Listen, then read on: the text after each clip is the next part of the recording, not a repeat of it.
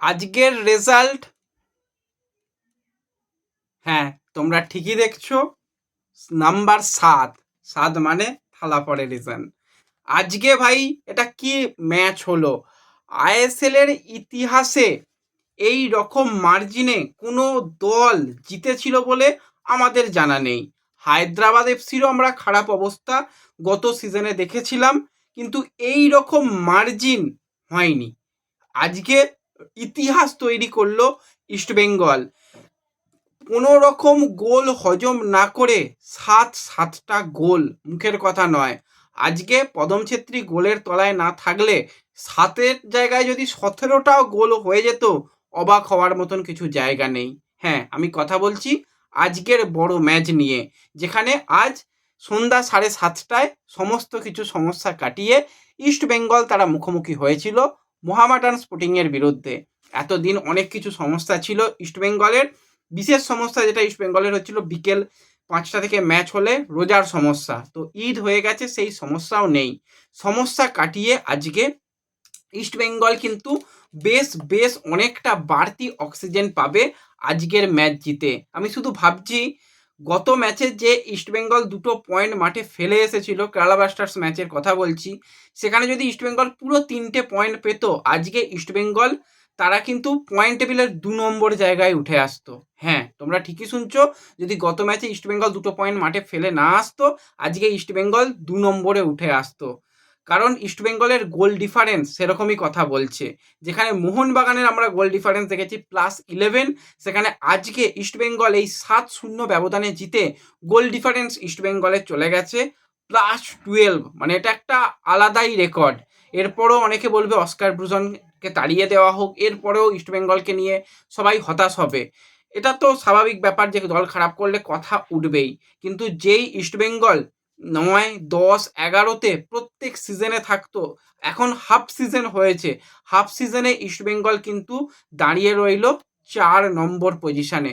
উন্নতি অনেকটা হয়েছে, উন্নতি করার আরও অনেক জায়গা রয়েছে। তো আজকের ম্যাচ নিয়ে যদি আমরা কথা বলি, আমরা ভেবেছিলাম যে অস্কার ব্রুজন হয়তো কিছু সারপ্রাইজ প্যাকেজ আমাদের জন্য নিয়ে আসবে।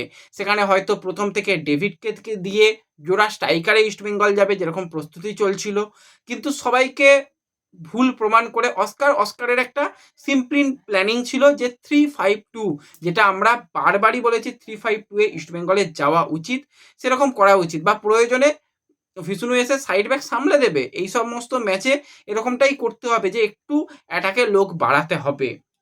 সেই ফরমেশনে ইস্টবেঙ্গল কিন্তু ভিষ্ণুকে উইং ব্যাক হিসাবে খেলায়, বিপিন একদিকে উইংয়ে শুরু করছিল, কখনো সেকেন্ড মানে জোড়া স্ট্রাইকারে, সেখানে এডমন্ড চলে যাচ্ছিল, এডমন্ডও কোনো সময় উইংয়ে খেলছিল। তো ওভারঅল পুরো যে টিম সেটা কিন্তু বারবারই রোটেট করে করে খেলছিল।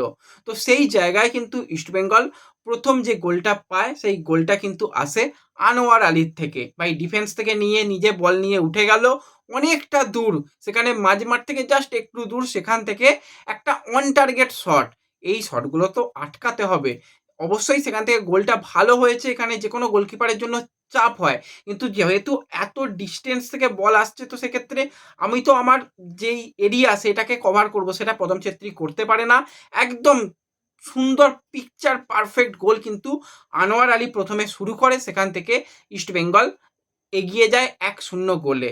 এবং তারপরে এখনও অনেক গোলের ব্যাপার বাকি ছিল। দ্বিতীয় গোলটা আসে পেনাল্টি থেকে, বক্সের মধ্যে খুব ভুল না করলে মিগুয়েলকে ফাউল করে ফেলে, সেখানে কিন্তু পেনাল্টি পায় ইউসুফ এজেজারি, যার কিন্তু এখনও পর্যন্ত পেনাল্টি কনভার্সান রেট 100%। অনেকে ইউসুফ এজেজারিকে তো পেনাল্টি স্পেশালিস্ট বলে ডাকছে, ডাকতেই পারো, কোনো কিছু বলার নেই। সেখানে পেনাল্টি থেকে কিন্তু গোল করে এগিয়ে দেয়, এবং পেনাল্টিটাও একটা আর্ট, সেটাও অনেকে করতে পারে না, ভালো নিতে পারে না। সেখানে যদি 100% কনভার্সান রেট নিয়ে যদি পেনাল্টি যেই ম্যাচগুলোয় পাচ্ছে ইস্টবেঙ্গল, সেখান থেকে যদি গোল করে, ভালো হবে, খারাপ হওয়ার কিছু নেই। তো সেখান থেকে ইস্টবেঙ্গল ব্যবধান বাড়িয়ে নেয় 2-0। তারপর আরও একটা চান্স ক্রিয়েট হয়, সেক্ষেত্রে খুব সম্ভবত এডমন্ডকে জার্সি পুল করা হয়েছিল বা সামথিং এরকম কিছু, সেই জায়গায় আবারও ইস্টবেঙ্গল পেনাল্টি পায়।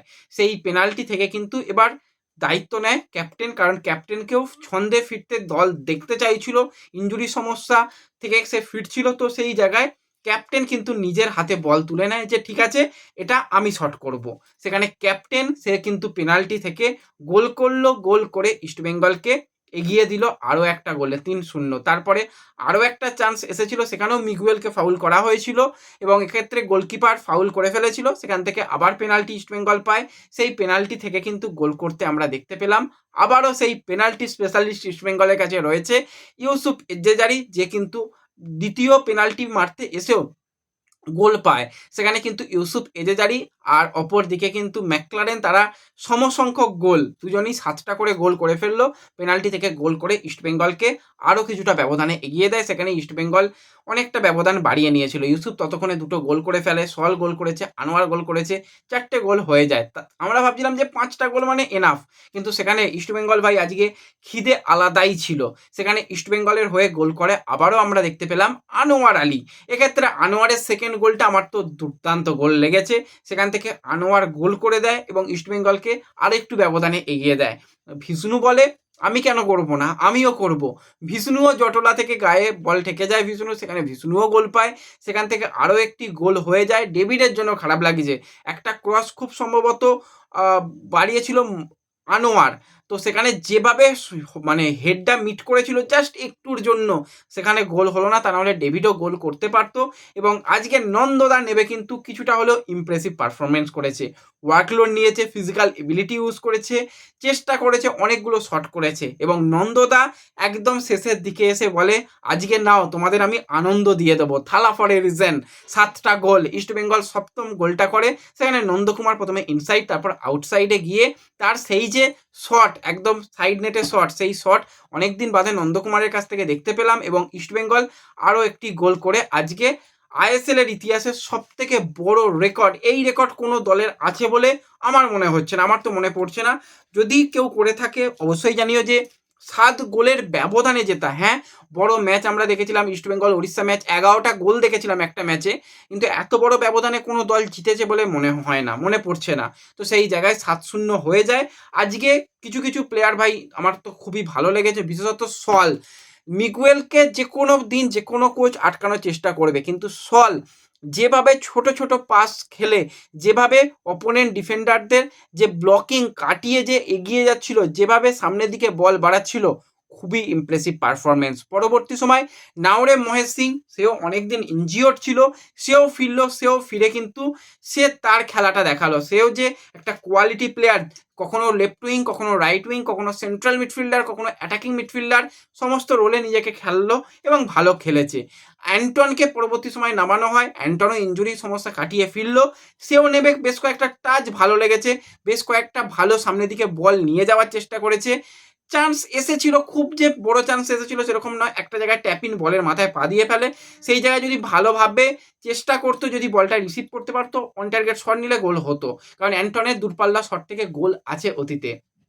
ওভারঅল এগুলো কিন্তু বেশ ভালো লাগলো। এবং যে ব্যবধানটা ইস্টবেঙ্গল করলো সেটা আলাদাই, 34টা ইস্টবেঙ্গল টোটাল আজকের ম্যাচে শট করেছে, 16টা শট অন টার্গেট, 20টা কর্নার, 7টা গোল। এবং গোল ডিফারেন্সে ভালো থাকার দরুন ইস্টবেঙ্গল পয়েন্ট টেবিলে অনেকটা এগিয়ে গেল। তো ওভারঅল ভালো ম্যাচ হয়েছে। ম্যাচ তোমরা কীরকম এনজয় করেছো, কোন গোলটা তোমাদের সবথেকে বেস্ট গোল লেগেছে আমাকে কমেন্টে জানিও। ভিডিও ভালো লাগলে লাইক শেয়ার করে দিও। দেখা হবে পরবর্তী ভিডিওতে, ধন্যবাদ।